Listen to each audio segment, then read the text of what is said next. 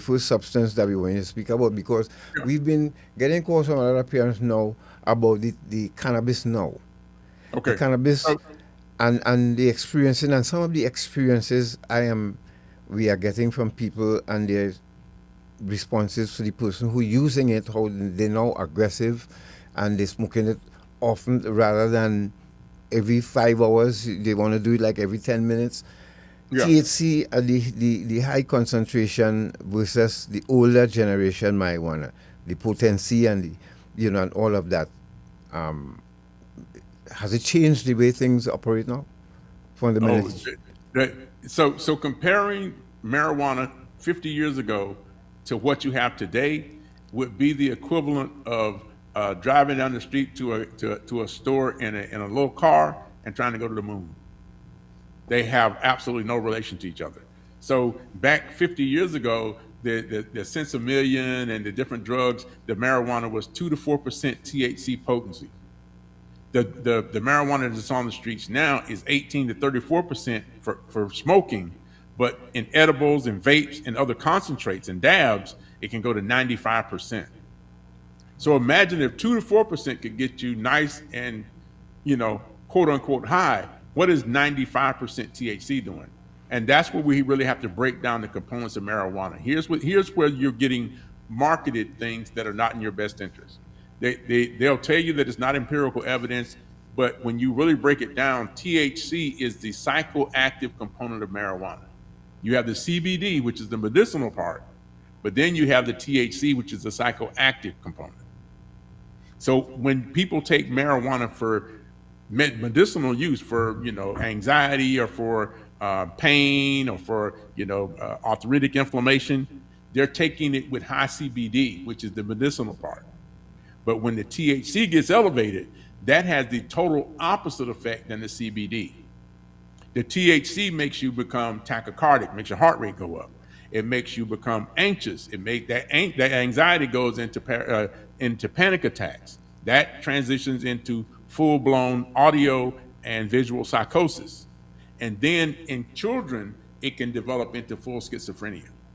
So that THC goes directly into your fat cells. It stays there for a long period of time, and it directly affects your respiratory, your nervous, and your cardiovascular systems.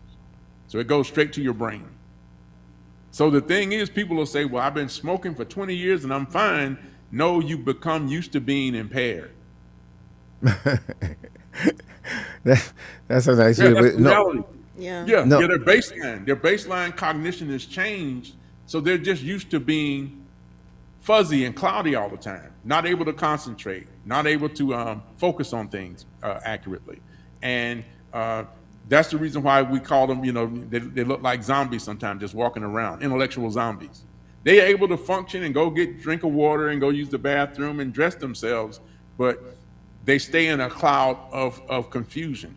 And that's unfortunate because we're seeing an entire generation that has been normalized, and now the normalization of it manifests into mothers bringing their sons there and daughters and saying, "Hey, I can't control him because he's tearing up the house." Yes, absolutely. And especially in the Caribbean, for us, it is a cultural phenomenon. I think it's the second Yeah, largest, second most popular drug consumed among teenagers after alcohol. yeah, And the fact that it's decriminalized here, not legalized, but decriminalized, yeah, but yet there are no regulations to monitor the sale or the production of the products that that people consume. That is the gray area, because a lot of young people are not aware that you cannot smoke on the street. You cannot smoke yeah, in public places, yeah. and you do not know what you're getting when you purchase some weed from somebody. You don't know what you're getting. Once it's unregulated. Yeah. Yeah, Uh, it's very unregulated. And that's what we see here is that we have things like K2. So there's three different tiers really to marijuana production. You have Delta 9, which is real THC from marijuana. And then you have what's called hybrids like Delta 8 and Delta 10 that are supposed to be a little bit lesser.